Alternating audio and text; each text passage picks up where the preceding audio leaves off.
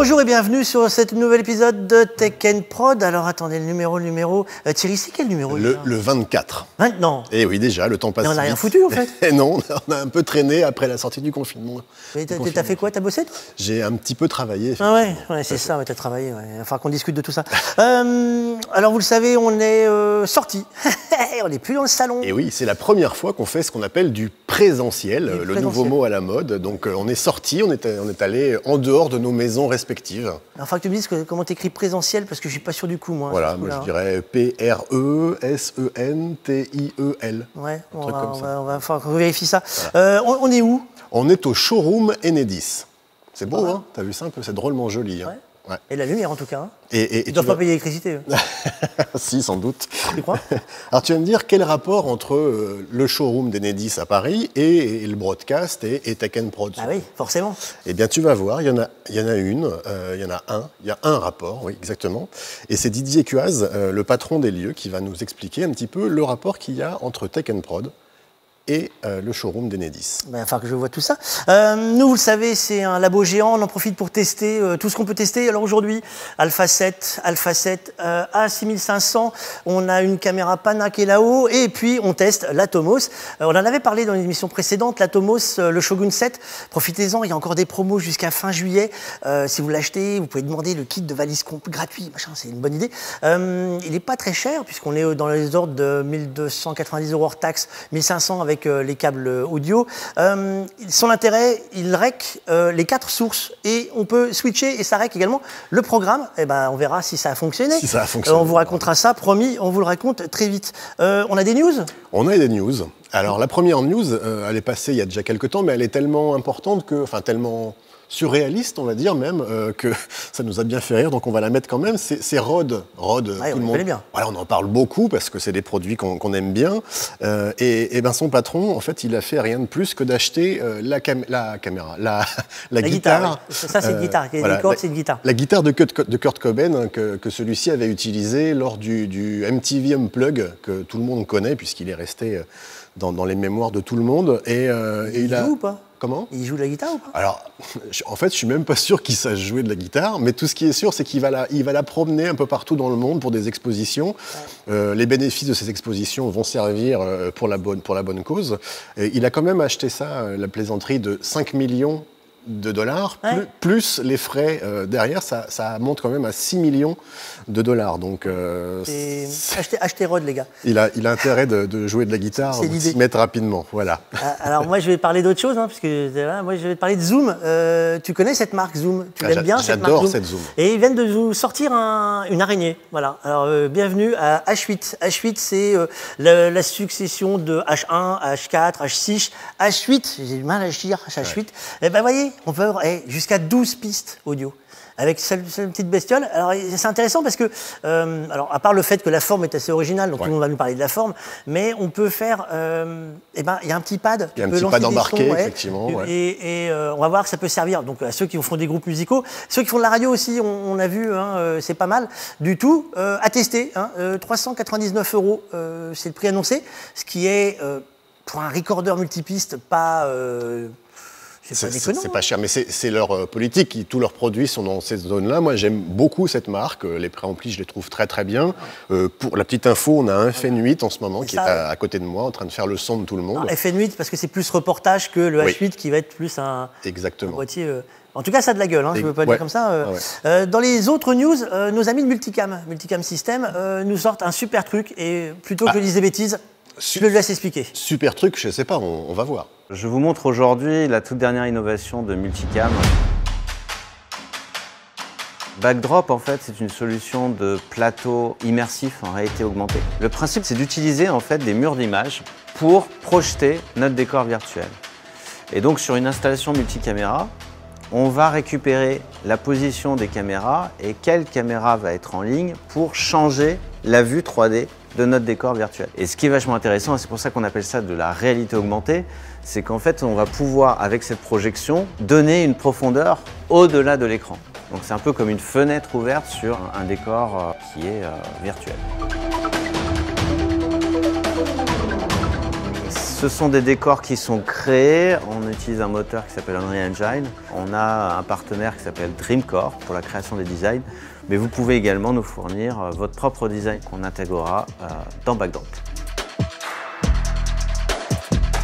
Voilà, sur ce dispositif, donc on a un multicam studio avec 3 caméras tourelles, un tournage virtuel automatisé. On a une télécommande sur un iPad qui nous permet de piloter la scène, changer le décor, faire apparaître des widgets, par exemple un logo, une fenêtre avec un retour vidéo pour une contribution extérieure, un bulletin météo qui va défiler. Et tout ça, voilà, ce sont des objets en 3D qui vont apparaître dans ce décor virtuel et donc sur lesquels on va pouvoir interagir en direct. Qu'est-ce que la LED va nous permettre par rapport à un fond vert? Le gros intérêt, c'est qu'on va avoir une vraie rémanence lumineuse du décor. Donc on a une intégration qui est vraiment intéressante avec les personnages qui vont évoluer sur le plateau. Donc c'est pour ça que le mieux, c'est d'avoir vraiment une cage comme ça de diffusion, plafond éventuellement, mais surtout sol et retour sur les côtés.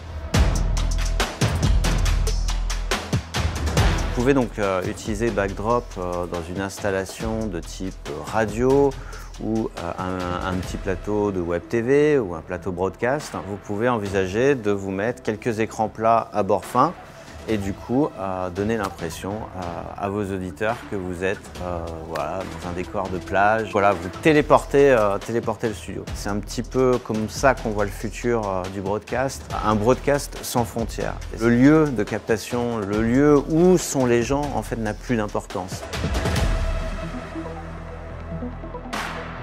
N'hésitez pas à vous rapprocher des équipes multicam si vous êtes intéressé par Backdrop.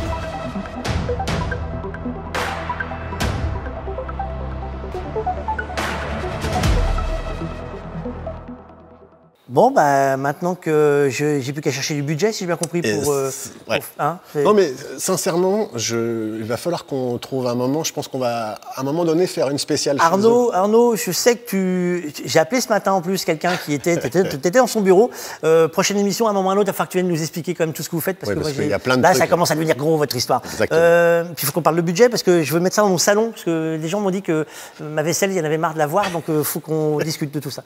On passe aux invités du jour. On accueille nos premiers invités. Allez, c'est parti.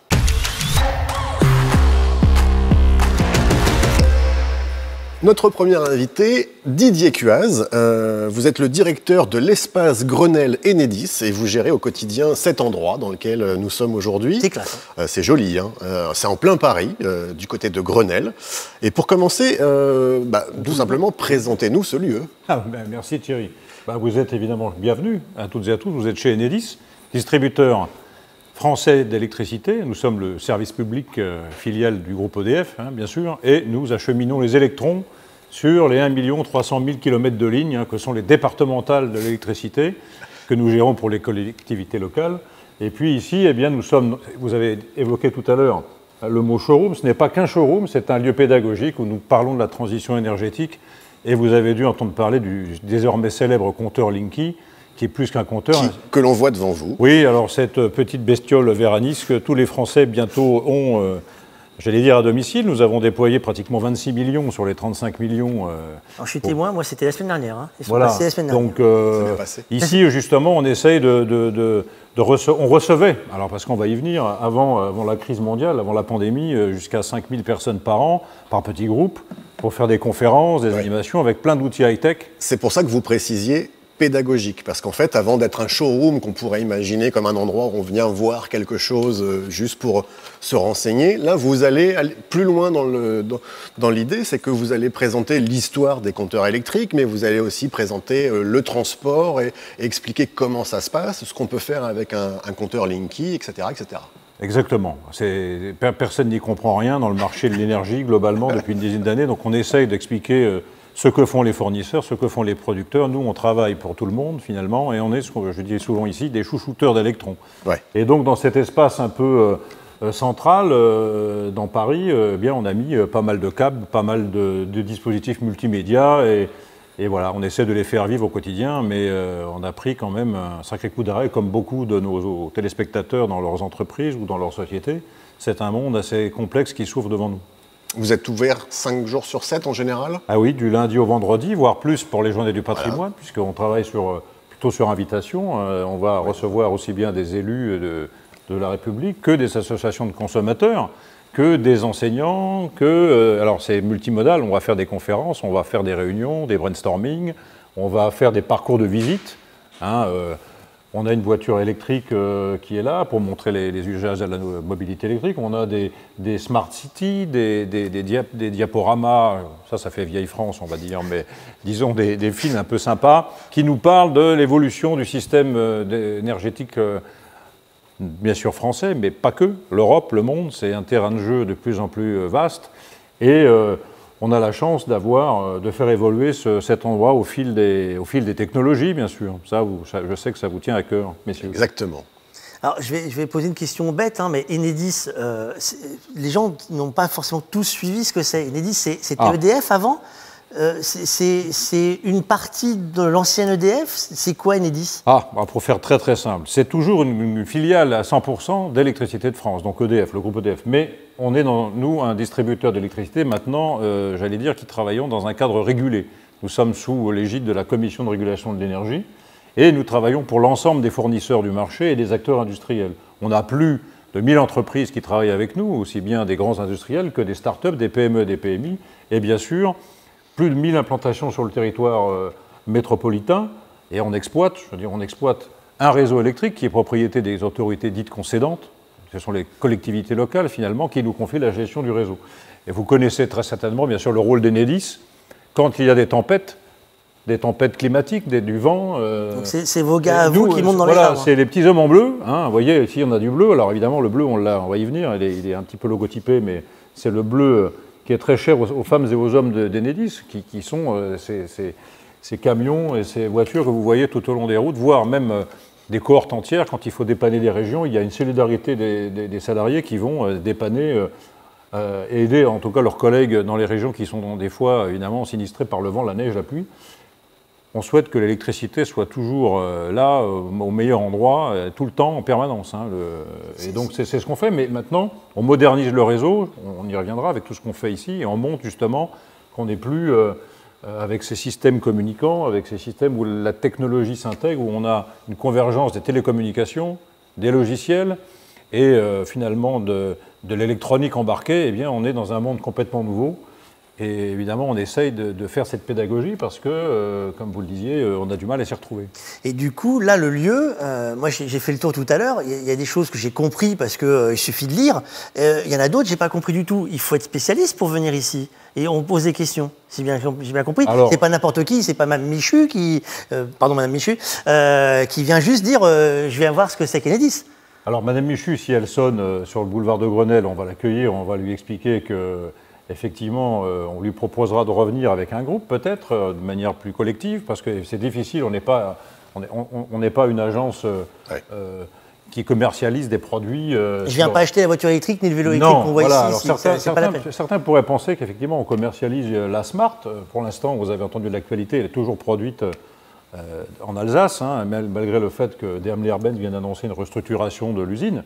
Mais oui, on valorise, j'allais dire la French Tech.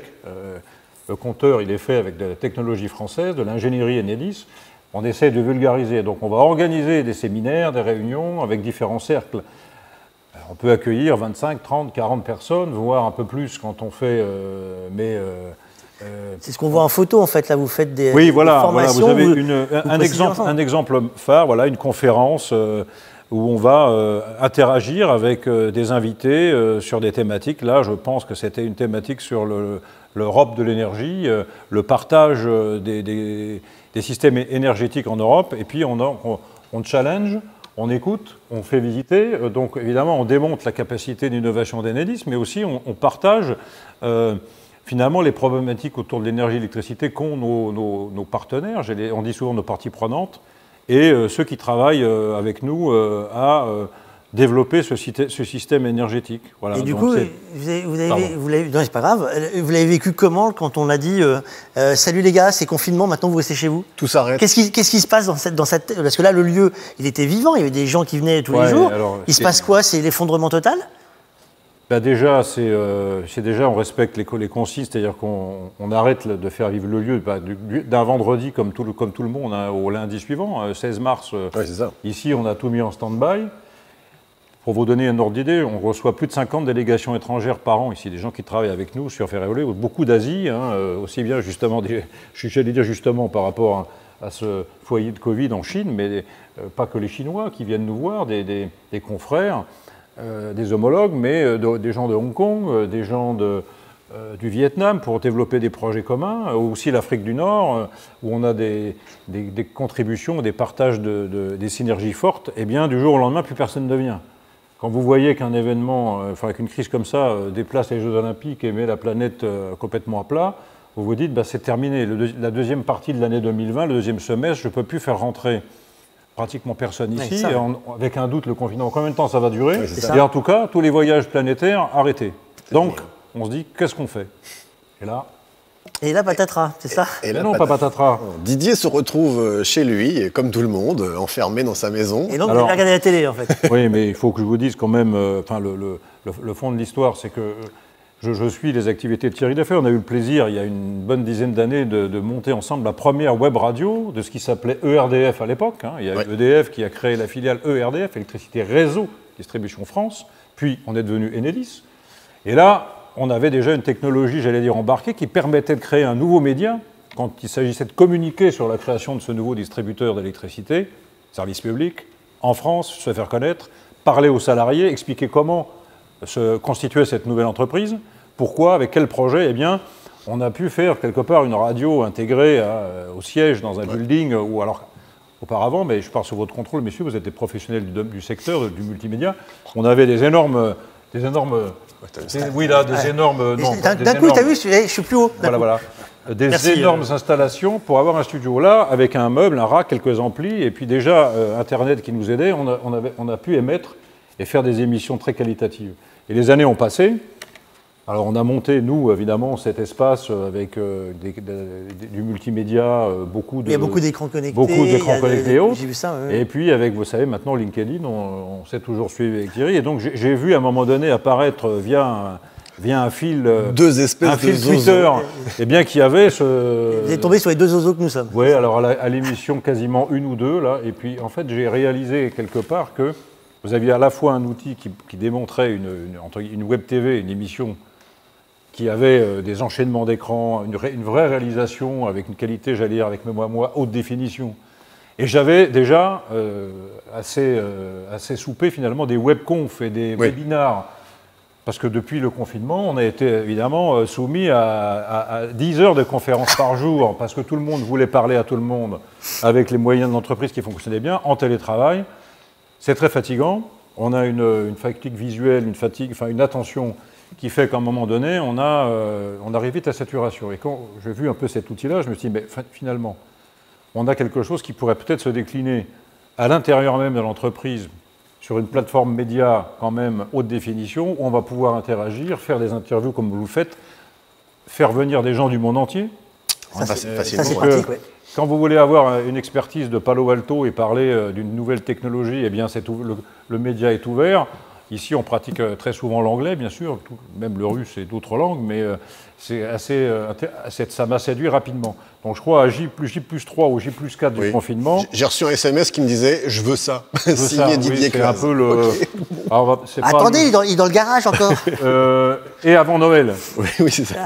Alors après, dans quelles conditions ça se fait, avec quels outils? Alors comme on est toujours quand même, nous, comme vous l'avez compris ici à Enedis et au sein de l'espace Grenelle, très en recherche et toujours en plein mot anglais, en benchmark de produits techno, eh bien, et qu'on avait nous-mêmes, alors on avait fait, pour tout vous dire, une première expérience en 2019 avec nos régisseurs, nos équipes techniques, on y reviendra, de conférences sur le web. Vous aviez déjà installé une caméra qui filmait vos tables rondes. Voilà, sans une technologie très fouillée, et j'avais quelque part, je pense, déjà un peu en tête un futur palier, mais sans savoir trop comment l'aborder, puisque finalement on fonctionnait à plein régime, avec de plus en plus de monde. On parlait de la transition, la nouvelle ministre Elisabeth Borne venait d'être nommée, il fallait continuer à expliquer des choses, on reçoit beaucoup de grands patrons de l'industrie pour mieux expliquer ce qu'on fait et surtout ce qu'on va faire avec le compteur Linky plus tard dans l'industrie et auprès des offres de services des fournisseurs. il y a beaucoup de choses encore à faire dans les 5 à 10 ans qui viennent. Et là, cette émission, bon, ça a été une conférence qui a eu un petit succès d'estime, où on avait des plans très très simples, et on faisait un genre de talk show. Voilà, merci de nous écouter. Vous êtes confortablement assis devant votre smartphone ou devant votre tablette, ou voire PC entreprise, mais ça on y reviendra. On n'est pas ouvert encore partout dans les entreprises sur ces liens. C'est normal. Ça, les VPN, on en a déjà parlé. Hein, les firewalls. C'est pas le tout d'avoir Internet, il faut que ça puisse passer. Hein, et l'ouverture des ports, on a déjà fait plusieurs émissions sur le thème avec la complication des réseaux informatiques. Voilà, donc de là, c'est là qu'est partie la réflexion. On a commencé à échanger, et puis le fil en aiguille, on s'est aperçu qu'un plateau technique pouvait être étudié très rapidement pour rebondir justement dès qu'on allait pouvoir, j'allais dire, causer dans le flux vidéo ou dans le flux Internet, dans la caméra qui est là. Vous avez ici, on va en parler, vous avez posé vos caméras au sein de nos propres caméras. Exactement. On filme le plateau. Nous avons tout de suite monté un plateau TV, j'allais dire purement RSE. Vous voyez qu'il est parfaitement développement durable. C'est ça, développement durable, oui. On est sur sur du bois un petit peu aggloméré, mis un peu à la charte graphique d'Enedis, mais parfaitement recyclé, puisque c'est pour rien vous cacher, ce plateau vient du stand Enedis du Salon de l'Agriculture. C'est bien, c'est bien. Voilà. Il faut utiliser ce qui est utilisable. Du coup, c'est là qu'intervient notre nouvel invité, François Dussolier. Je vais essayer de ne pas dire de bêtises. Dussolier, directeur de... tout est en français avec François. Ouais, ça c'est bien. Moi je dis d'abord bravo. C'est François Dussolier, c'est directeur, parce qu'on a eu des CEO, on a eu des IO, des IO, tout en anglais. On est ravis d'avoir un directeur. Donc alors je ne dis pas de bêtises, ça se dit pas teaser, ça se dit bande-annonce production, c'est exactement, ouais, bande-annonce. Parce qu'à l'origine, parce que cette petite entreprise a quand même bientôt 30 ans d'ancienneté, et à l'origine on était un studio de production sonore. Et on faisait beaucoup de bandes annonces, beaucoup de publicités, beaucoup de journaux d'entreprise, etc., etc. Et puis avec l'avènement du numérique, on a progressivement glissé vers d'autres médias que le son, l'image, la lumière, l'odeur même, puisqu'on intervient en muséographie où on met en place des dispositifs automatiques qui utilisent différents médias. Donc du coup, le cœur de métier de bande-annonce aujourd'hui... Et alors aujourd'hui, maintenant, on fait de l'ingénierie multimédia, c'est-à-dire vraiment de la conception de systèmes qui peuvent fonctionner soit avec des techniciens, soit de manière complètement autonome et automatique, et des systèmes qui peuvent associer des fois que du son, des fois que de l'image, des fois que de la lumière, mais parfois un ensemble de médias comme ça qu'on sait articuler. Et en plus, on a cette particularité de bien maîtriser l'informatique et les réseaux, donc de mettre en place des systèmes soit localisés, soit complètement éclatés dans différents lieux. Donc vraiment, notre cœur de métier aujourd'hui, c'est l'ingénierie multimédia, et soit on fait appel à des partenaires plus costauds que nous pour la mise en place, pour l'intégration, mais la plupart du temps quand même on fait sur les sites l'intégration du matériel qu'on préconise à nos clients. Donc des musées, des entreprises, c'est ce qu'on est en train de voir effectivement, là, c'est les aéroports de Paris. Alors voilà, c'est ça qui rend mon métier passionnant, c'est qu'on intervient dans plein de secteurs très différents. Là, en l'occurrence, c'est ADP, c'était des kiosques musicaux pour faire découvrir, c'était un partenariat avec Universal Music pour faire découvrir les nouveautés musicales aux personnes qui allaient embarquer. Donc là, c'est un univers très business, mais on est aussi sur beaucoup de musées, des musées très prestigieux comme le musée de l'Air, où on a pratiquement équipé tous les halls au Bourget. Là, par exemple, c'est le restaurant avec de l'affichage dynamique, un restaurant sur le site du musée de l'Air, mais ça peut être aussi... Celui-ci, je l'ai vu, par exemple. Alors ça, par exemple, c'est pas le musée de l'Air, c'est le musée Safran. Ça se passe à Villaroche. Et effectivement, là, on a toute l'histoire de la motorisation de l'aviation, depuis le premier moteur à étoile jusqu'à une maquette échelle 1 d'Ariane.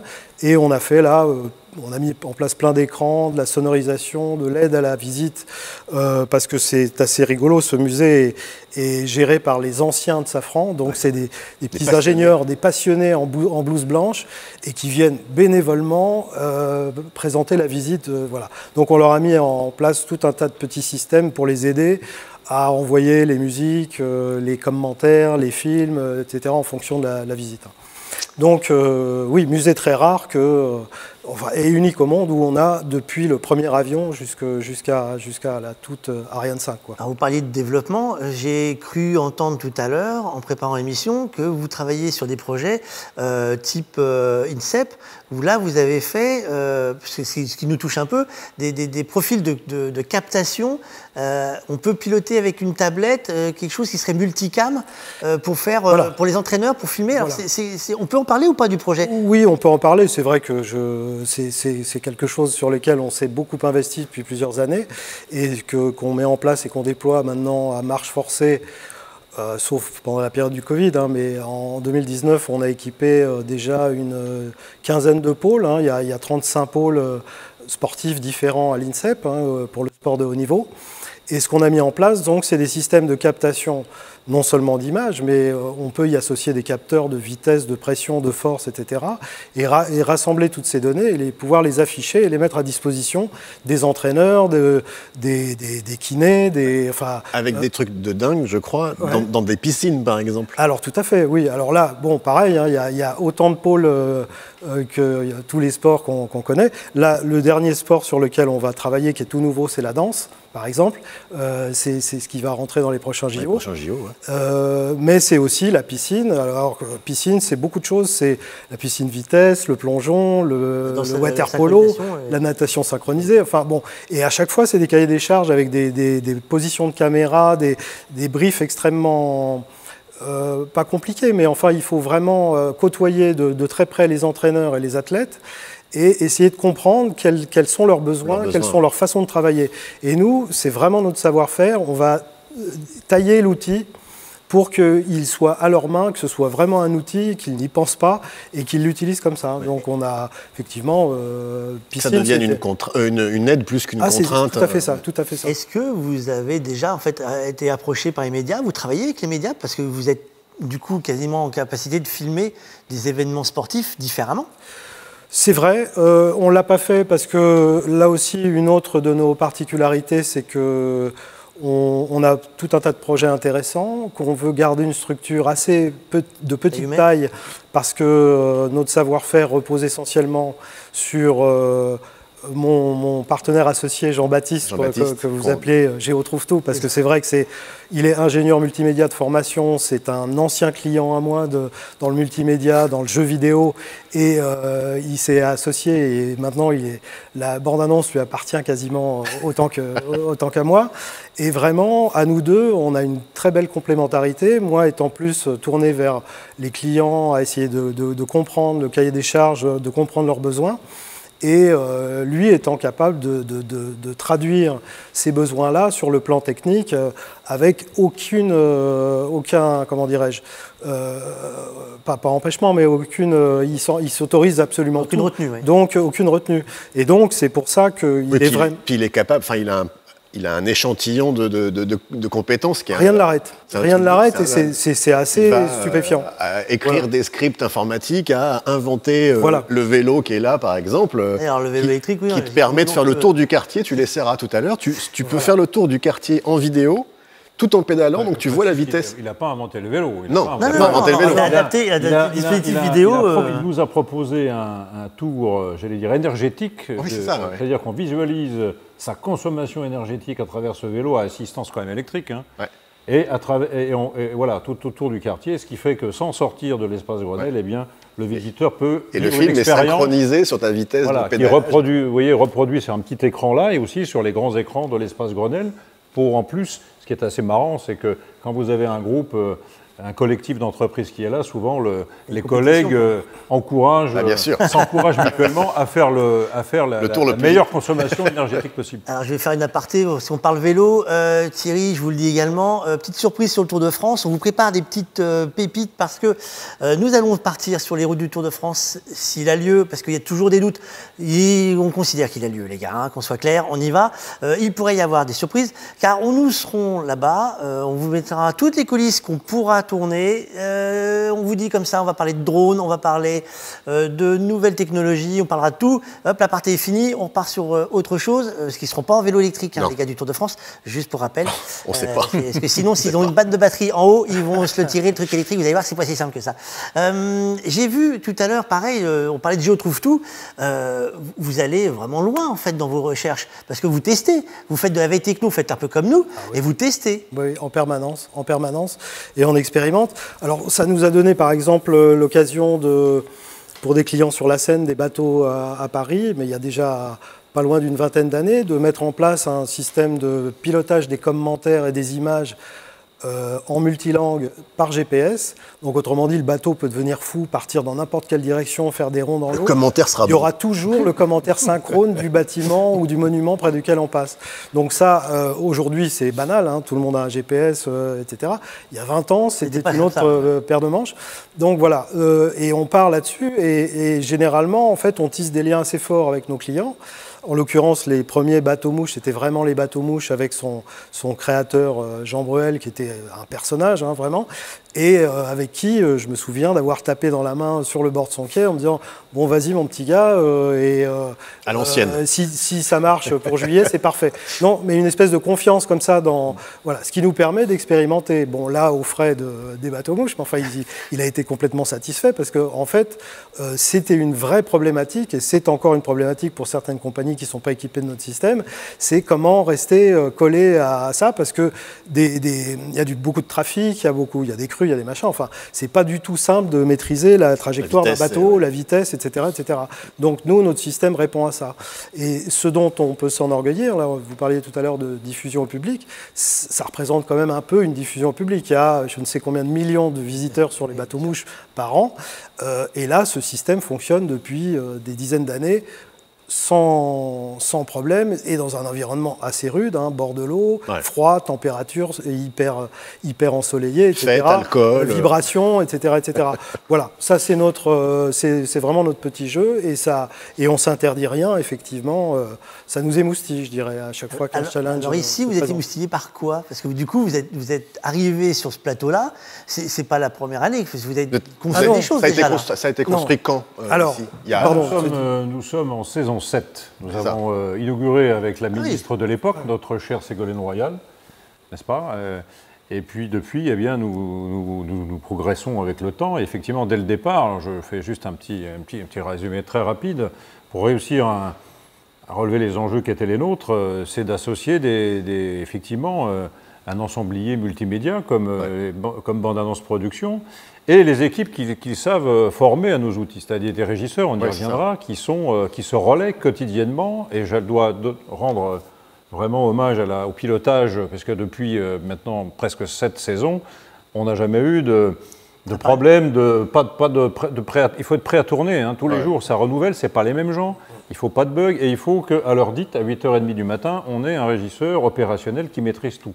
Donc il y a eu l'étude technique. Et quand on dit tout, c'est tout. C'est-à-dire ça part de la lumière au panneau vidéo, à l'audio, à la diffusion, et la sono, et tout ça. Diffusion de panneaux 3D, etc. Enfin, alors, voilà, vous avez une somme de plusieurs acteurs, des développeurs qu'effectivement on avait pu nous sourcer à travers différents événements partout en Europe, où vous avez des gens qui sont capables, des graphistes, de développer des outils high-tech en 3D pour des tables, mais les tables, il faut les faire fonctionner et intégrer les systèmes produits par différents acteurs dans différentes souches technologiques. Vous connaissez bien ça, il y a différents paliers, différents systèmes d'exploitation, et il faut que le tout soit intégré.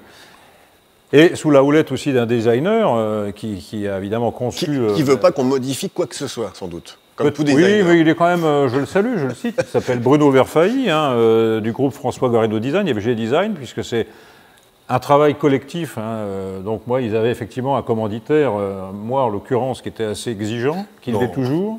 François, un commentaire? Non, c'est bon. Okay. J'aime bien, non, tout à fait. Oui, mais l'exigence. Moi, je dis rien, je suis à côté de monsieur. Ce qui est bien, c'est qu'on a toujours langage franc. Quand les choses vont bien, on se le dit. Quand elles ne vont pas, on se le dit. Et on trouve des solutions ensemble. Et depuis toutes ces saisons, avec l'innovation qui est on en parlait récemment, hein, ça va toujours très très vite. Hein, une solution qui sort au mois de mai, au mois de septembre, elle est balayée par une autre. Obsolète. Il faut toujours s'adapter, tout en étant conscient évidemment que nous, on a aussi une gestion budgétaire, un budget de fonctionnement, et cette intégration dès le départ. Simplement vous dire, 13 km de câbles derrière ces panneaux lumineux que vous voyez ici, qui sont évidemment des câblages de connexion des caissons de lumière. Question aussi de scène, puisqu'on a fait une scénographie, donc les équipes de bande-annonce ont peaufiné une ambiance chromatique différente, parce qu'on a des visites thématiques de territoire, de la ville, et donc on s'est allié à la lumière plus blanche avec des projecteurs de scène. Il faut faire fonctionner tout ça d'une manière complètement intégrée. Ce n'est pas les mêmes outils, il y a des programmations différentes, c'est assez complexe. Donc il nous faut des gens sur qui on peut compter, et qui maîtrisent la technique, et surtout qui savent dépanner quand on a un bug de démonstration. Ouais. C'est arrivé quelquefois, on s'en tire toujours par une pirouette, par de l'humour, et on change évidemment d'atelier dans ces cas-là. Voilà, donc ça reste de la technologie et on sait que voilà, on est toujours confronté à voilà, et toujours évidemment former le personnel, des régisseurs qui connaissaient, on y reviendra, la problématique des intermittents et des gens qui sont dans l'événementiel, en particulier depuis la crise Covid, où l'activité s'est arrêtée totalement et n'a pas repris pour la plupart des gens du monde du spectacle ou qui font fonctionner en termes de réalisation technique tous ces lieux-là. Eh bien, il faut faire en sorte qu'ils puissent... nous, on a réouvert finalement dès le 11 ou 12 mai, et évidemment, les techniciens ont répondu présent, donc chapeau. Quel a été le plus gros défi, là, du coup, sur la nouvelle demande, celle qui a été faite en mois de mars? Eh ben, en fait, c'est de trouver le matériel et d'être livré? De développer encore plus la demande. Non. En fait, Didier a tout à l'heure parlé de 13 km de câbles. Ce n'est pas tout à fait anodin. C'est qu'il y a déjà 7 ans, quand on a été choisi, parce que je crois qu'on était plusieurs boîtes en compétition normale, oui. Avec comme interlocuteur Didier, si on a été choisi, et quand on a été choisi, nous, on a fait en sorte de demander beaucoup plus que ce dont on avait besoin à très court terme. On avait, semble-t-il, bien compris la demande de Didier, puisqu'on a été retenu, mais je voyais déjà plus loin, parce qu'on savait déjà que cet espace devait vivre un certain nombre d'années, accompagner notamment le déploiement de Linky, etc. Et donc, j'ai fait passer, à ma demande, il y a eu beaucoup de câbles de passer. Et en parallèle, donc on parlait tout à l'heure de captation vidéo, etc. Nous, on fait évidemment une veille extrêmement attentive et on savait très bien que déjà tout ce qui était vidéo pro et tout, allait passer sur des câbles réseau, Ethernet. Bon. Donc, et en l'occurrence, la solution retenue là, pour faire ce plateau télé, aujourd'hui, c'est une solution vMix. Et on avait un vMix embryonnaire déjà existant pour la fameuse émission qu'on avait faite l'année dernière. Donc, en fait, moi, j'ai trouvé ça, quand Didier m'a appelé en plein confinement pour dire, voilà, c'est fermé, bon, ça, on le savait. Appelez Thierry. On va appeler Thierry, etc. Je me suis dit, merde, encore, encore un concurrent. Et en fait, on s'est aperçu assez vite qu'on parlait le même langage et qu'on allait pouvoir se complémenter. Oui, qu'on ne voulait pas se marcher sur les voilà, qu'on a bien défini nos petits territoires à chacun. Et on a mis en place, à distance, tout ce projet, on l'a concrétisé, donc en s'adaptant aussi au budget, parce que c'est aussi une des contraintes. C'est assez facile de faire un plateau TV. C'est une grosse contrainte, Didier, d'ailleurs. Mais voilà. Vous voulez qu'on parle de ça maintenant? On va attendre un petit peu. On y reviendra. Mais le nœud de la guerre, évidemment, vous avez raison. Évidemment, ça conditionne les choix. Et dans le monde actuel, on en parlera, il y a quand même des paradigmes entre grosses structures, les grandes agences. Le monde bouge et j'en dirai un mot après. Ouais. Donc, là, il y a du NDI, si j'ai bien compris. Alors, voilà, pas de surprise. Parce que en fait, quasiment de demain, parce que tout le monde n'est pas passé au NDI. Non. On a fait une émission, la dernière, celle d'avant, on a fait une émission spéciale NDI. Vous avez fait le choix, là, du coup, les caméras sont... là, il y a plusieurs modèles, mais il y a une PTZ Optics où on récupère du NDI directement sur le plateau. Il y a une autre derrière qui est alimentée également. Celle qui est au plafond. Quelque chose en hauteur, là-bas. Celle-ci aussi. J'ai vu, parce que je me suis permis de le choper dans la régie. Il a fait des cartons. Oui, parce que j'ai vu que ce truc... Je vais vous dire pourquoi je l'ai pris. Vous serez fouillé à la sortie. Vous avez intérêt. D'habitude, je fais ça plus discrètement. Vous avez testé, parce qu'on m'a dit que vous aviez rencontré un petit problème que nous avons rencontré également, mais on va en parler. Vous avez mis une RXO2 de chez Sony, donc sur un petit boîtier comme ça. Après, on peut la mettre sur un bras porté ou sur un pied. Vous l'avez mis avec un petit émetteur HF. du coup, là, c'est pareil, c'est de la veille techno, parce que là, c'est un produit, moi, que je n'avais pas encore vu. Je connais la marque, puisqu'ils font des... c'est Zenyung, alors j'ai jamais... Zwin, ils font des stabilisateurs. C'est ça, Z-H-I-Y-U-N. Voilà. Ça, y a pas de ça doit être polonais. Zwin. C'est pareil, j'arrive jamais à le dire. Ils font aussi des gimbals, ils font aussi des tas de choses. Ils ont des produits qui sont plutôt bien foutus. Là, vous êtes allé tester pour faire une caméra HF. Ouais. Bon, alors là, pas de bol, si j'ai bien compris. Là, il y a une mauvaise surprise, c'est que la batterie a tenu moins longtemps que prévu. En fait, pendant tous les essais, elle était magnifique et elle correspondait exactement au cahier des charges. C'était épatant. Et puis le jour de l'émission... on avait juste oublié que l'émission allait faire 1 heure. Voilà. C'est tombé au noir. Alors là, on est en train de débriefer, mais rien ne vaut les conditions du réel pour se rendre compte de comment ça fonctionne. Donc pour le moment, elle n'est pas entièrement validée. Là, on est en train de chercher une solution alternative. On a examiné plusieurs pistes. Mais pour revenir à qu'est-ce qui nous a fait choisir ça, il se trouve que Jean-Baptiste, en dehors de faire des applications délirante ou fantaisiste à partir de vélo smart, c'est un grand amateur de vélo. Et donc, il est en permanence, il fait beaucoup de prises de vue, etc. Donc, il est en veille techno spécifiquement sur ce type de matériel, parce que c'est vraiment des matériels pour les gens qui circulent en plein air et qui ont besoin de transmission vidéo et tout ça. Donc effectivement, mais la veille techno représente un temps assez conséquent dans notre quotidien, puisque donc on a des tas de raccourcis vers des tas de sites dans le monde entier.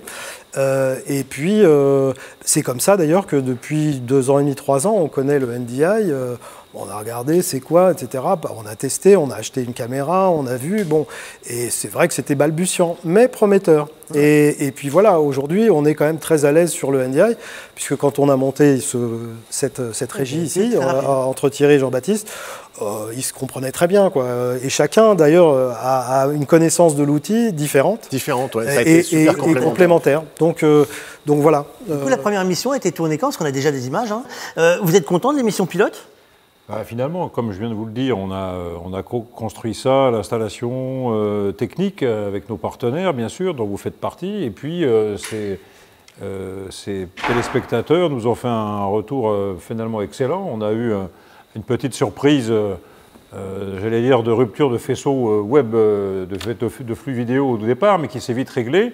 Et puis, vous l'avez évoqué, quand on a eu cette caméra mobile, là, nouveau produit, là, qui nous a, au bout de 20 minutes...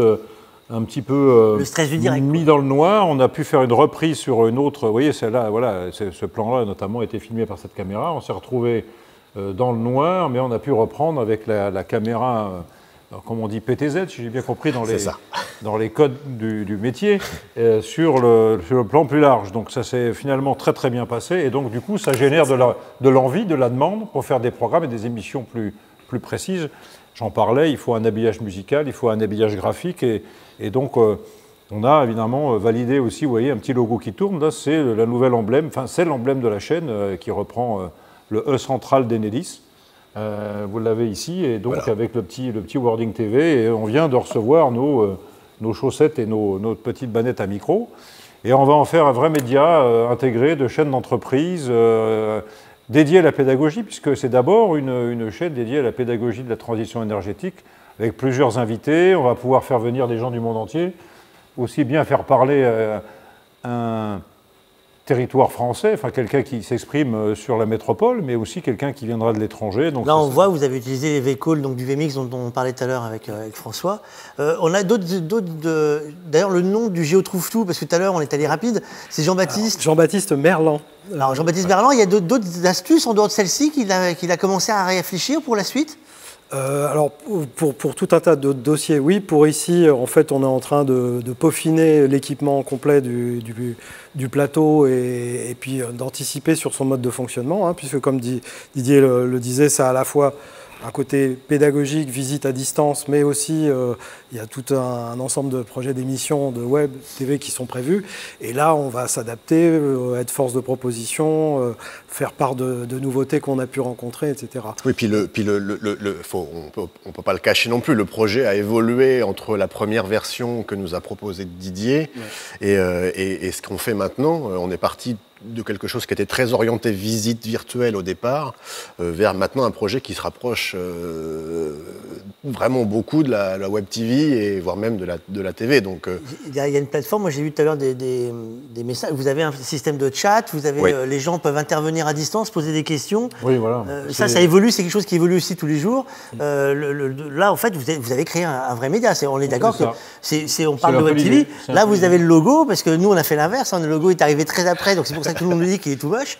Parce qu'on s'est dit, zut, on n'a pas de logo. Il est arrivé en même temps. Si vous voulez, le E de... Alors évidemment, en anglais, ça fait ETV, mais en même temps, bon, on est un peu tendance et fashion victime de la Web TV. On veut aussi jouer ce jeu-là, bien sûr, pour être connu sur les réseaux sociaux comme étant l'immédiat de la transition énergétique. Donc l'immédiat, vous avez compris, c'est le I-média, e-connexion, e-digital, e-mail, et c'est l'immédiat parce que la transition énergétique, c'est tout de suite, maintenant. Alors on a commencé il y a 20 ans à intégrer les premières éoliennes et autres, mais dans l'immédiat, on va faire des émissions en Web TV. Donc on trouvait ça assez sympa et ça plaît beaucoup. Et là, ça c'est des schémas de la nouvelle table. C'est-à-dire que fini le bois, oui, alors bon, on le recycle, parce que moi j'ai un grand coffre. Donc, non, on va les garder. Alors on a commencé. Ok, vous les gardez alors. Il fallait commencer. Vous êtes sortis de votre salon. Nous, on va sortir du premier plateau pilote, on va dire, mais on va garder des structures, on va dire RSE compatibles avec du bois. Mais vous voyez qu'on reprend évidemment il sera modulable pour pouvoir en faire après plus ou moins grand. Oui, alors peut-être qu'au départ on sera comme aujourd'hui à distance, quoique nous on s'est rapproché un peu, mais on est quand même on peut faire de la distance sociale et aussi faire des coins de talk-show différents, ou alors en se rassemblant autour du E de la transition énergétique qui est centrale. Voilà donc l'idée. Et évidemment, je salue donc encore une fois Bruno Verfailly du groupe FG Design, qui est le créateur et le styliste global de cet ensemble ici de l'espace Grenelle.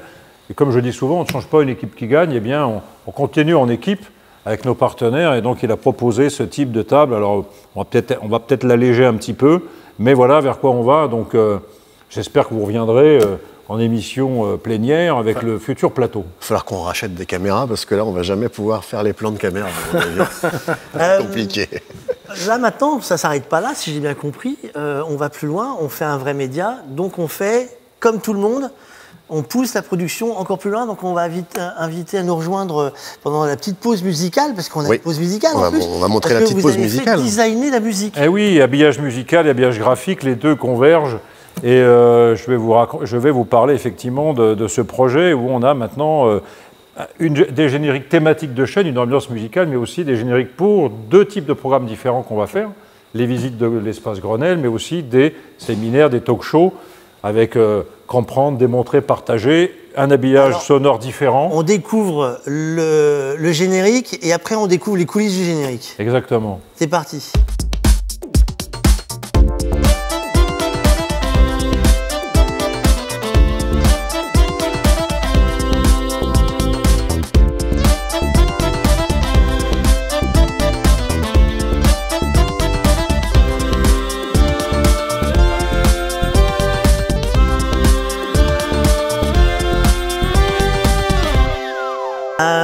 Alors, j'en profite pour faire un petit coucou. On a appris le décès d'Ennio Morricone, donc on va pas passer de musique d'Ennio Morricone, mais enfin bon, on va pouvoir faire un petit coucou à l'univers musical qui est lié à la vidéo, parce qu'on a un nouvel invité, du coup, parce que, pareil, nous, on a les vraies images du générique. En fait, c'est toujours pas, on pense que c'est bien produit, tout ça. Non, regardez les gars ce qu'ils ont fait derrière.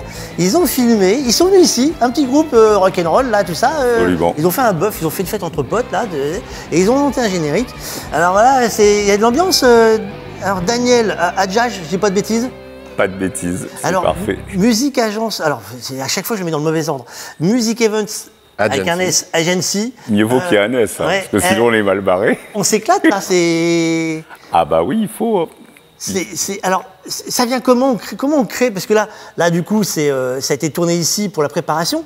Comment on crée une identité musicale pour une nouvelle chaîne? Parce que c'est un peu votre métier, vous fabriquez de la musique pour les autres. Bah, l'idée, en fait, à la base, c'est de pouvoir composer quelque chose sur mesure, en adaptant le talent adéquat sur mesure au client, au profil du client. Donc là, bon, c'était assez facile. On a eu les thèmes, quoi, du moins on avait les directions qui nous ont été données par Didier. C'était quoi les directions? Les directions, c'est qu'il y avait plusieurs thèmes. Il y avait la pédagogie, il y avait la ville, il y avait l'identité sonore de la chaîne qui se devait d'être à la fois dynamique, amener du fun. Il fallait que ce soit moderne, qui ait un rapport un petit peu électrique quelque part, mais qui en même temps ce que je pourrais qualifier du oldie but goodies. Donc il fallait qu'il y ait des vrais instruments, de la vérité, par rapport, je dirais, connaissant très bien, je dirais, nos clients de chez Enedis. Hein, on a une relation presque familiale, je dirais, au niveau du partenariat avec eux. Et on a l'habitude d'animer beaucoup de leurs événements, de leurs séminaires. Donc on connaît un petit peu leurs sensations et leurs besoins au niveau de la musique. Et là, on s'est permis de les conseiller des fois même sur des trucs où on se disait tiens ça va être bien en mode thème classique, ah non on veut pas, faites-nous confiance, on essaie, si ça vous plaît pas, on l'enlève, c'est pas grave. Alors moi je les ai vus jouer sur des petites soirées de temps en temps, ça joue, hein. Ça chante, donc c'est de la reprise, beaucoup de reprises, ouais. Ça joue vraiment bien.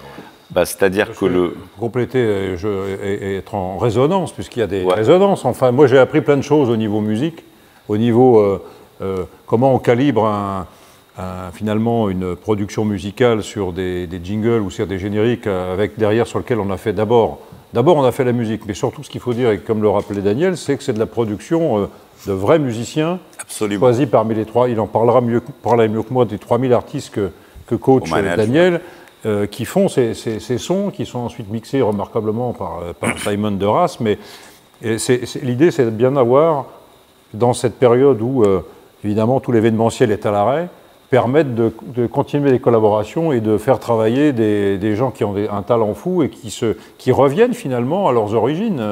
Absolument, en fait, c'est peut-être c'est une boucle qui est bouclée parce que c'est un retour à la source, puisqu'à la base, au niveau de notre société, où tous les artistes qu'on a le plaisir de faire travailler sont des gens qui sont des transfuges de l'industrie du disque.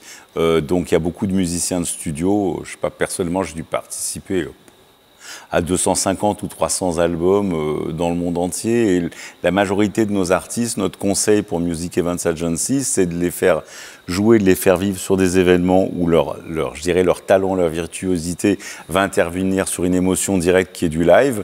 Et ensuite, lorsqu'on a une demande sur mesure pour une création musicale, on retourne aux origines. Et là, on est comme si on faisait un disque. C'est-à-dire que la personne, il y a 3 musiciens ou 4 musiciens qui sont intervenus sur la création et la production des musiques. On a Pierre Mimran qui, au minimum, a joué...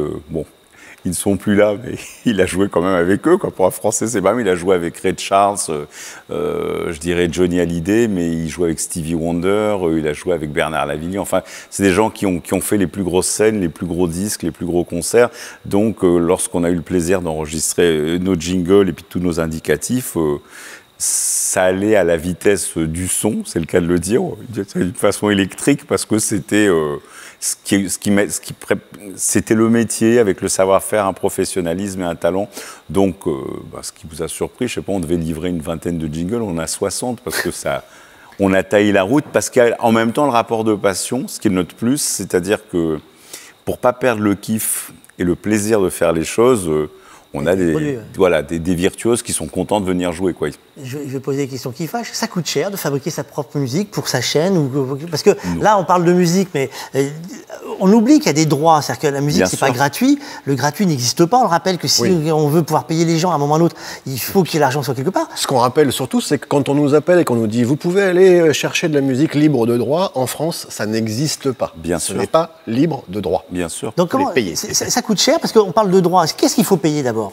Il faut d'abord payer la production, c'est-à-dire que nous, c'était déjà parce que quand on fait les choses, on essaie de les faire le mieux possible parce que, étant des super maniaques de la prod super aboutie, on veut que ce soit nickel, que ce soit à l'échelle, je dirais, de toutes les collaborations qu'on a pu faire. Donc, il est hors de question de faire une production qui pourrait être bidouillée avec un petit ordinateur, avec 3 poètes et 3 machins. comme on l'entend malheureusement trop souvent, pour qu'il y ait une vraie pérennité, il faut des vrais artistes, c'est-à-dire un vrai pianiste. Là, le garçon qui est venu jouer du sax, Pierre, il fait tous les sax, toutes les flûtes, toutes les clarinettes, tous les types de cuivres, il fait tout lui-même, donc ça va vite. Mais après, bon, évidemment, il faut le payer comme une séance d'enregistrement de studio. Faut ensuite, on a la chance au niveau de notre boîte d'avoir 3 studios d'enregistrement à nous, ce qui peut nous permettre de réduire les coûts puisqu'on a déjà les unités de production. Après, il faut réunir les talents. Et après, je dirais, dans un sens aussi de faire les choses le mieux possible, on aurait pu, je dirais, les mixer moyennement, mais on est resté un peu old school, c'est-à-dire que, comme dans tous les métiers, il y a des spécialistes. On a été voir un très grand ingénieur du son qui a fait, je sais pas, au minimum, Simple Mind, Lalo Schifrin et autres. Donc, je connais pas. Voilà, donc c'est des inconnus qui a amené une rapidité, puisque on a eu le plaisir d'aller faire la séance avec Didier. Il a vu ça. Il a mixé ses 60 jingles en 5-6 heures, mais en ajustant les erreurs de son, le machin, ce qui fait que ça reste parfait, que ce soit un son synthétisé ou un son acoustique, un son chanté. Il amène, c'est-à-dire qu'il y a une vraie, une vraie ligne rouge de professionnalisme du début jusqu'à la fin. C'est super important. En début de carrière, quand j'ai fait de la radio au départ, nous, on avait oui, il y a longtemps, on avait des bibliothèques de CD, on appelait ça la musicomètre. Il y avait ça aussi, Coca Media. Et autres. Frédéric Lebovitz, c'était le patron de ça, je me rappelle. On a connu les frères Costa avec les radios. C'était nos concurrents. Voilà. Et aujourd'hui, quand on voit l'industrie musicale actuellement, les YouTube, où il n'y a pas de rémunération musicale. Ah non, c'est terrible. Ça se vit comment quand on produit et qu'on essaye de vivre du métier? C'est très compliqué, puisque maintenant, je dirais, si on essaie de développer des carrières, je dirais, originales, avec des musiques originales, je dirais, au niveau culturel, on a nivelé malheureusement les choses par le bas, donc ce sont plutôt les produits dérivés qui génèrent de l'argent. Et je dirais moi-même, je pense qu'il y a... Et pourtant, j'ai que 22 ans, donc c'est très bizarre. Mais il y a une trentaine d'années, lors d'une scène où j'avais l'honneur et le plaisir de faire des chœurs avec Stevie Wonder, on a fait un événement à Los Angeles où on jouait pour le Gotha de l'industrie du hardware au niveau de tout ce qui est musical. Et j'avais pas compris, étant tout jeune à l'époque, on me dit il joue 2 chansons, mais là c'est trop fort, il va se mettre au piano. Enfin, il y avait plein de contraintes événementielles. Étant un gamin, moi je m'étais dit... Mais Stevie, c'est une honte, c'est une atteinte à ton art, comment peuvent-ils oser? Et Stevie, juste après, m'a dit, mais 1, ce sont des clients, 2, ils aiment ma musique, ils m'aident, ils pressent mes disques, ils fabriquent les machines, et ils me font l'honneur de venir animer leur gala. Donc s'il faut jouer plus fort, moins fort, elle me dit, c'est la tâche d'un musicien, et ça risque d'être l'avenir du fait que les disques vont se vendre de moins en moins une fois qu'on aura eu l'essor du CD. Donc ça va repasser par le retour aux sources, comme il y avait, je sais pas, dans les années 50, où des artistes avaient un succès, ils passaient à la radio, mais ils faisaient beaucoup de concerts, et même quand ils vendaient des disques, ils touchaient des cacahuètes. On revient à ce qui se passe maintenant en YouTube, c'est-à-dire qu'on vend même plus de disques, on touche des cacahuètes, mais on a une image qui nous permet d'avoir une exposition qui nous rend, entre guillemets, plus cher ou plus attractif. Donc c'est un peu le but, c'est pour ça qu'on a monté, indépendamment des carrières discographiques, pour tous les artistes avec lesquels je collabore, on a vraiment monté une branche événementielle, puisque moi je considère que l'événementiel ou l'habillage sonore, l'illustration sonore, dans quelque type qu'elle soit, c'est un vrai média pour la musique. Ça permet en fait d'aller à l'intérieur des entreprises. Une maison de disques, c'est qu'une petite PME à l'arrivée, par rapport à des grandes boîtes, etc. Donc c'est très intéressant de comprendre le fonctionnement des grosses boîtes et de travailler grâce à eux. Puis surtout, on est super gâtés, on vient, on fait ce qu'on aime, Là, le challenge, c'était de trouver des musiques qui allaient plaire et qui allaient correspondre le plus possible à un client. Donc, il y a un cahier des charges qui est finalement c'est un challenge super excitant et intéressant, parce qu'on discute avec des gens qui aiment la musique, mais qui ne la connaissent pas comme nous, on peut la connaître. Donc, notre charge, c'est d'être, je dirais, le plus bienveillant possible, et puis de se dire, voilà, ça... On l'a eu avec Didier sur une musique classique, il dit « Ah non, ton truc, ça le fait pas ». Je dis « On le fait quand même, si ça ne te plaît pas, au cas où, on l'enlèvera ». Mais je pense que par rapport à l'image globale de ton projet, ça, à un moment, vous en aurez l'utilité, ce pourquoi on était d'accord. Évidemment, après, même s'il n'avait pas voulu, c'est pas grave. L'important, c'est de vouloir amener du bien, que les gens se sentent bien grâce à la musique. Quoi. Donc nous, si on cherche une musique pour Tech Prod, on peut contacter Music Events Agency. Ouais. Il y a un catalogue en fait, de produits qui sont déjà prêts. Alors en fait, oui, on procède comme ça. Au niveau de Music Events Agency, le challenge, mais ça s'est pas fait en quelques mois, ça date d'une trentaine d'années. On a maintenant plus de 3000 artistes qui sont tous des experts dans un genre musical. Et moi étant, je dirais, le directeur artistique qui challenge un petit peu tout ça, on a plus de 250 groupes, c'est-à-dire que tel artiste qui accompagne telle star va, par exemple, chanter comme Freddie Mercury, être un fan de Queen. Donc imaginez que vous avez une demande, on voudrait avoir Freddie Mercury, mais on ne peut pas se payer Queen, on va vous faire une musique exactement à la sauce de Queen. Ça peut être la Calas, ça peut être la world music, ça peut être... un groupe qui va jouer de la musique émirati, mais originale. En fait, on peut aller dans tous les sens puisqu'on a les experts. Et ce qui est très important, c'est qu'on a... ça se voit sur les événements, parce que ça nous permet en même temps, parce que ce sont les premiers ambassadeurs, quand on a le plaisir de faire des événements pour Enedis, les musiciens, ils arrivent avec un grand sourire, ils savent qu'ils vont être super bien accueillis, qu'ils vont s'amuser, quoi. Et il y a un vrai partage, quoi. On revient au plaisir, à la sensation de plaisir qui peut pas être quantifiable. Et après, le prix, ça se passe comment? Parce que du coup, on parlait de droit tout à l'heure. Bien sûr. C'est en fonction de qui on est. C'est que nous, Tech Prod, on est tout petit.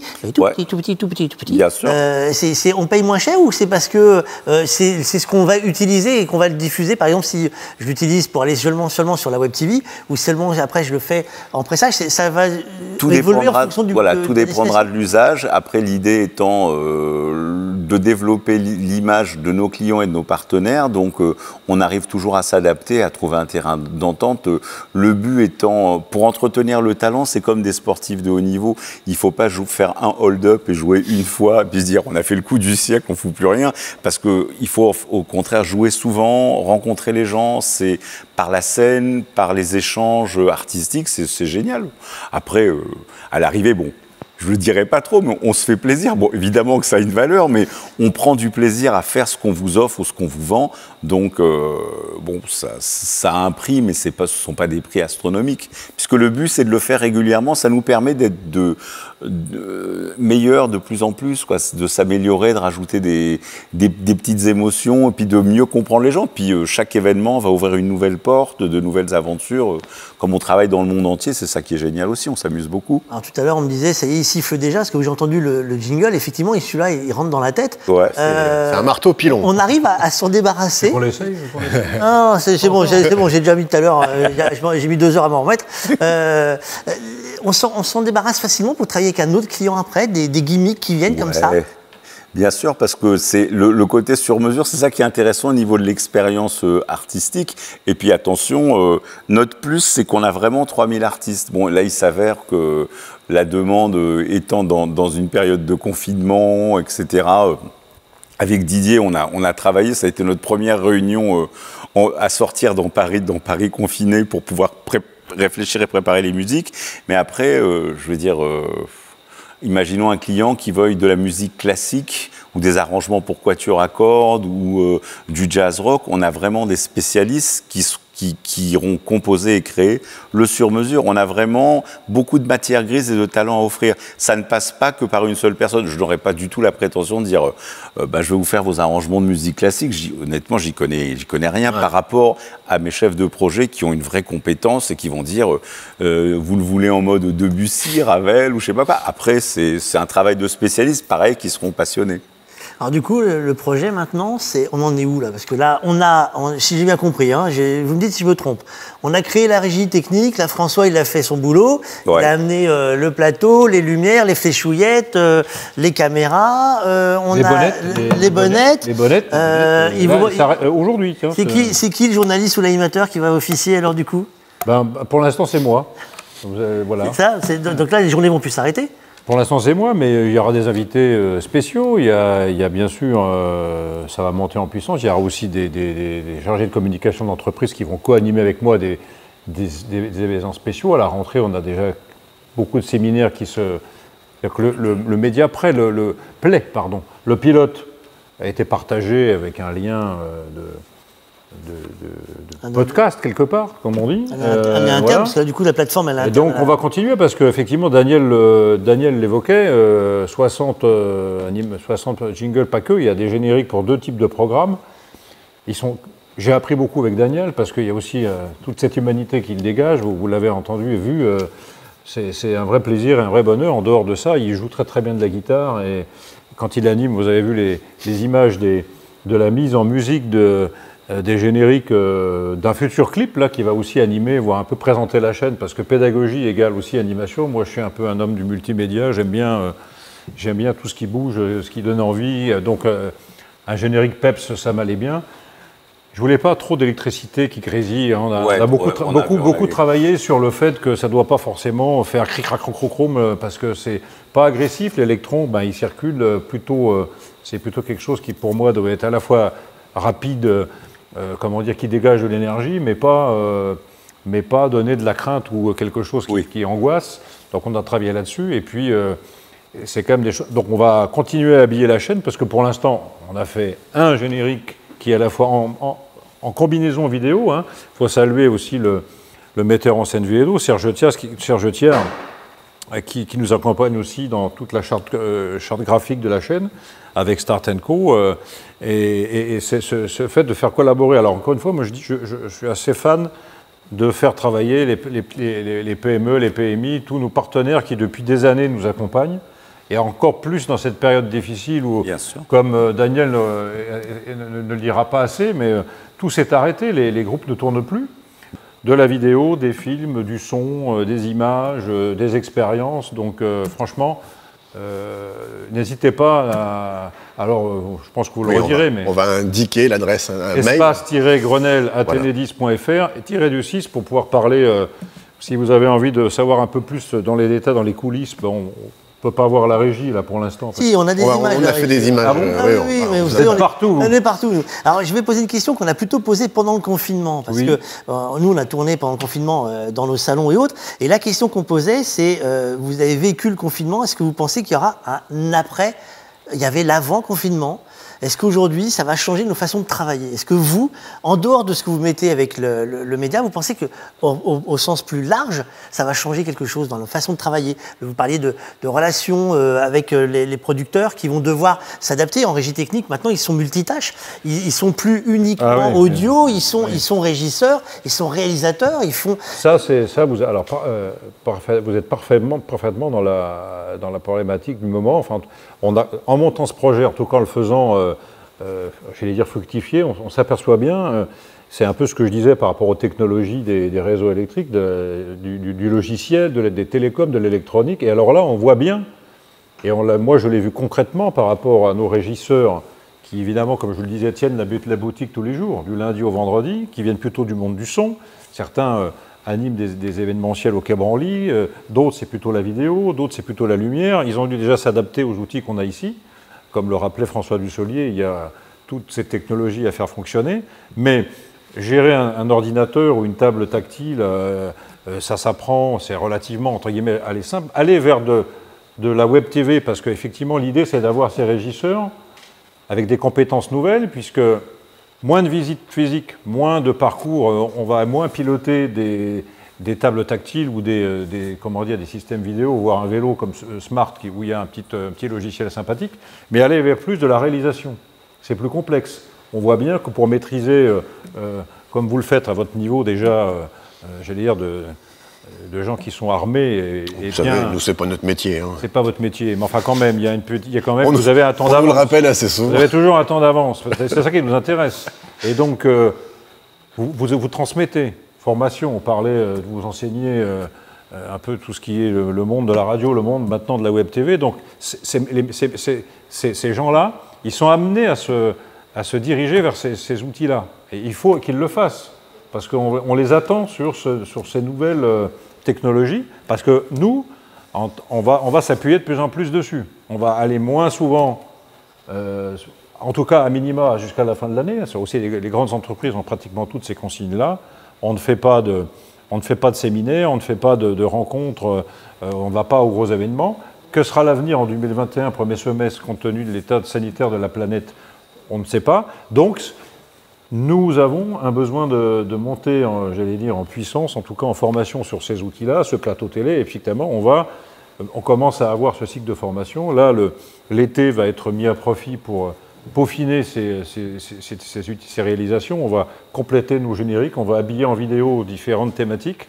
On va continuer à mixer, j'allais dire, entre les films. On a beaucoup d'images, nous, de la vie du réseau électrique en France, avec nos rencontres qu'on fait sur les territoires. On va donner de l'humanité à tout ça pour avoir eh bien, des choses, j'allais dire, très, très qualitatives, en tout cas le plus possible. Alors, on aura certainement des aventures de démonstration qui vont, comme la caméra de l'autre jour qui est tombée en panne, on aura d'autres aventures de ce type. Mais c'est ça le direct. Mais c'est ça qui est intéressant. Voilà, le direct c'est bien, on pourra aussi faire des petits programmes en replay si on veut avoir des petits films en mode télévision avec interview. Donc j'espère que messieurs qu'on est appelés à se revoir, en tout cas on est parti pour. Et on reviendra vous voir en 2021, voir comment ça a évolué. Oui, vous êtes un peu chez vous ici. Et là c'est nous qui serons invités. Oui. Voilà, voilà donc on n'a pas... vous êtes toujours les bienvenus. Bon, j'espère que ça donne envie tout ça. Nous, en tout cas, on est très motivés pour continuer. Vous voyez, c'est des outils très sympas, parfois complexes à aborder, mais ça nécessite de travailler beaucoup et toujours une exigence, et parfois, des fois, ça coince ou on peut des fois s'engueuler, mais ça dure jamais très longtemps. Jamais très longtemps. Jamais très longtemps. Et voilà. Bon, écoutez, merci beaucoup en tout cas d'avoir permis à ce qu'on vienne tourner. De nous avoir reçus. Ça nous a permis de sortir, parce qu'on en a d'autres encore. Hein, on vous l'a dit, il y aura d'autres surprises à venir. On sera en extérieur complet. Alors, je vous dis, c'est très très rapide. On ne vous donne pas toutes les infos. On prépare une belle émission. Ouais, là, on va se faire un peu kiffer la live, comme dirait l'autre, même si c'est pas le plus beau des termes. Merci beaucoup, Didier. Merci à vous d'être venu. François qui merci est à Daniel, merci à François. Thierry, nous, on se dit au revoir. On se dit au revoir. Je ne sais pas le tout, mais là, il faut ranger maintenant. Oui, il faut ranger, il faut rentrer. Et puis, tu penseras à la facture d'électricité, parce que c'est pas moi qui vais là, on ne la paye pas, c'est la montage. Parce que c'est toujours ça de prix. Non, on rigole. Rendez-vous à la prochaine émission, toujours d'habitude. Vous pouvez vous abonner, poser des questions, hashtag et tout ça. À la prochaine. Bye. Bel été à tous.